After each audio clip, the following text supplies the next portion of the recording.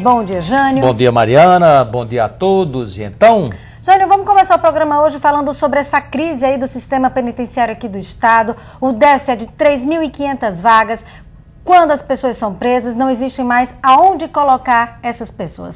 E aí o secretário, Edilson França, ele deu a sugestão de colocar essas pessoas num container, né? Com ar-condicionado, tudo organizado. Mas você acha que essa sugestão pode realmente vingar aqui no estado?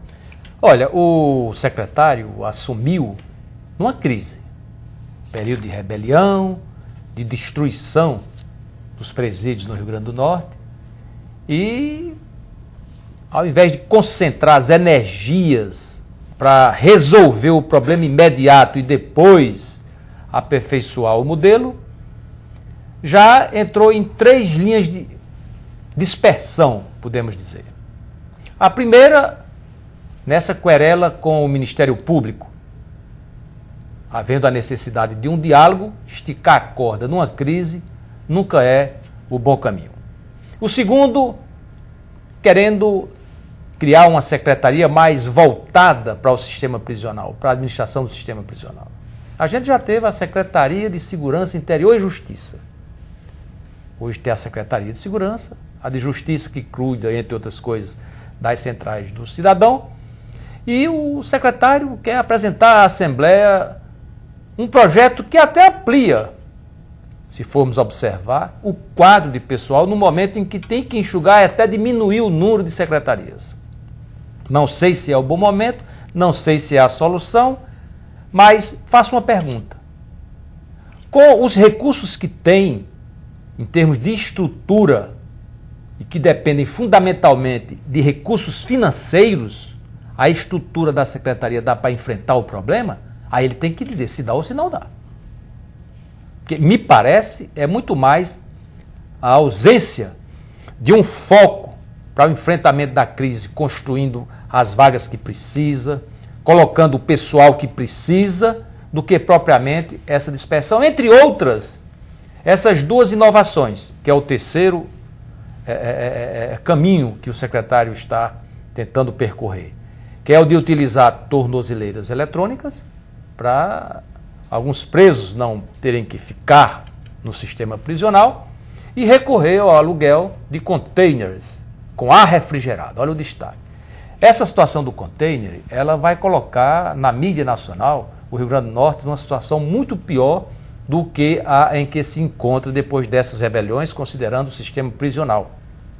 A única tentativa conhecida e que gerou uma mídia nacional, internacional, extremamente negativa, utilizando-se containers para colocar presidiários, foi há pouco mais de 6 anos no estado do Espírito Santo. Vocês imaginem um container que é feito para guardar produtos, mas que às vezes adaptando dá para fazer como se fosse um trailer, como algumas UPAs lá no Rio de Janeiro que utilizam os containers para fazer ali uma coisa, um sistemazinho, uma salazinha, algo provisório. Mas se no sistema convencional, quando se tem as cadeias, os presídios, e que se coloca uma quantidade 5, 6 vezes maior de presidiários onde caberia um, lá no Espírito Santo, quando colocaram o container que caberia, digamos, 30 presidiários, chegaram a constatar 3 vezes essa quantidade dentro de um container. Aí não tem ar refrigerado que resolva, e na situação de utilizar containers, como se constatou lá no Espírito Santo, os presidiários ficavam numa situação mais adversa do que a maioria dos animais.